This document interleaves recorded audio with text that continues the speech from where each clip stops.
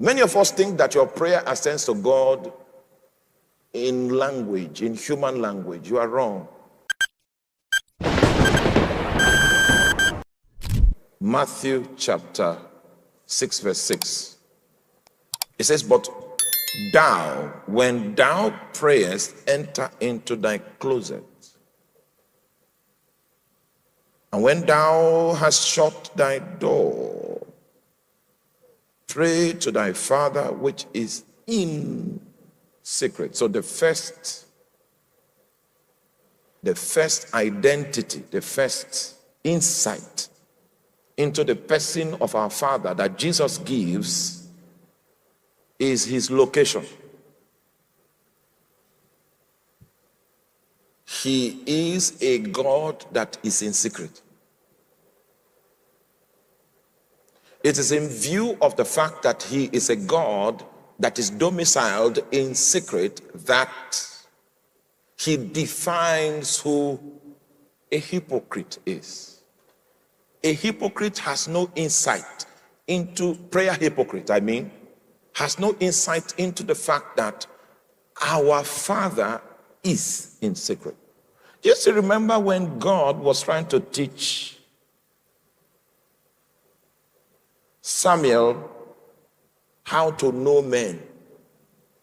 You know, subsequently, you will hear Apostle Paul says, henceforth know we no man after the flesh. So the training that will bring you to that point where you have that revelation that Apostle Paul had was what God was giving Samuel. When the sons of Jesse stood before him, and he has received intelligence that the king of Israel was going to come from this family. As experienced as he was as a prophet, he concluded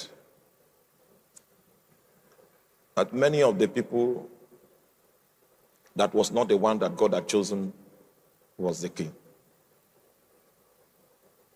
And then God now began to give him insight. And he said, no. Say, I do not look on the outward appearance.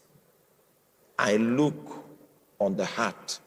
And God did not even say, I have not chosen him. God said, I have rejected him. That means God actually gave him the opportunity, and he ran a scan on him, because God loved him the way Samuel loved him. His stature, he was the one that had the frame of a king. So he had conducted his analysis on the young man, and the inference was that I have rejected him. And the reason for which I rejected him is nothing that you can see in the natural.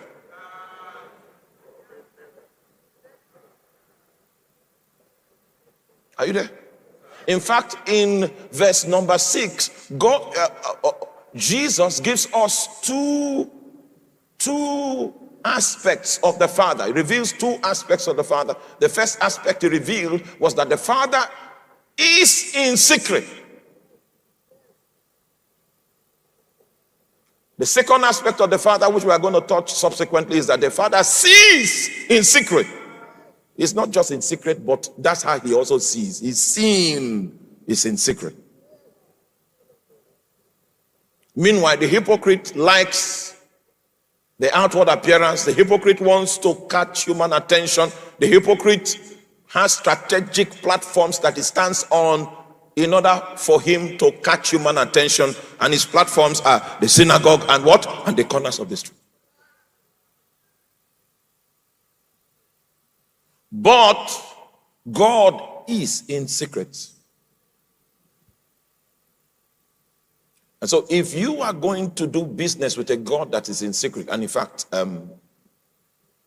what we mean by that is that God is domiciled in the privacy of your heart. Many of you are ignorant of the movements of God, of the way God feels in your heart.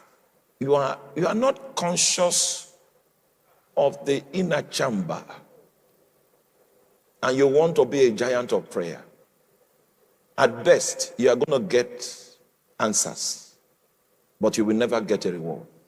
Because a man that understands that our Father is in secret is a man that will be willing to texture his heart always. And Satan knows that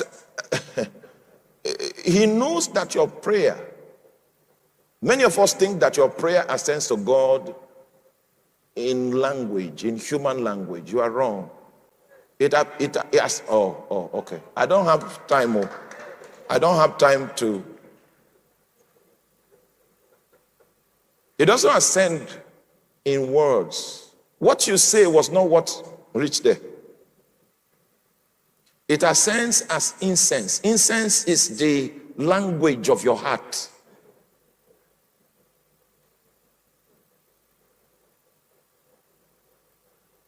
Like when we come to give an offering, that's not what God receives, even though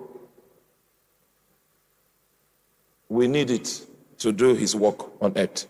But there's something that happens to your heart when you give God your substance. That thing that happens to your heart projects incense to God. The incense is now the form in which your petition, your prayer, your sacrifice ascends into the sanctuary of God. I know you know that the book of Revelation is a concluding book, is a consummating book, is a completing book. So in other books of the Bible, you will find seeds of divine revelation, and then he builds subsequently to become streams and rivers. But ultimately, the harvest of that revelation you will find in the book of Revelation. For instance, the revelation concerning the church, the first time the church was ever mentioned was in the book of Matthew. And the metaphors that were used to reveal the church in Jesus's presentation, the first metaphor is the rock.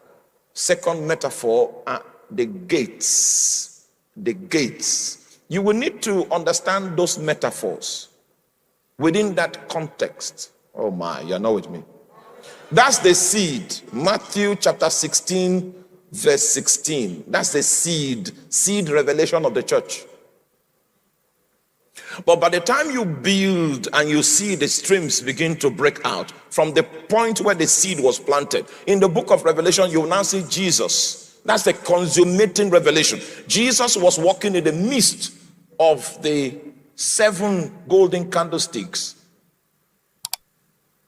And the 7 golden candlesticks in that presentation actually refer to the church, meaning that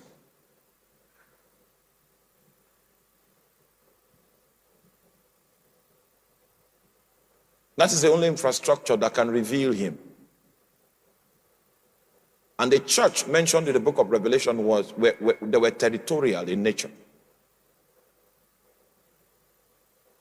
And the witness, which is the light that is coming from the candlesticks in each territory, is the witness of the Christ. So Satan's job is easy. He knows that the only instrument upon the face of the earth that has the capacity to witness Christ, to reveal Christ, is the church. So the gates of hell make it a point of duty to attack the church and to stifle it of its essence, so that it exists as an organism that no longer has the authority to bear witness, the witness of Christ. Thank you for staying with us on today's sermon by Apostle Arome Osayi. We believe the word of God has blessed and stirred your spirit. If this message has ministered to you, don't keep it to yourself. Share it with friends, family, and anyone hungry for God's presence.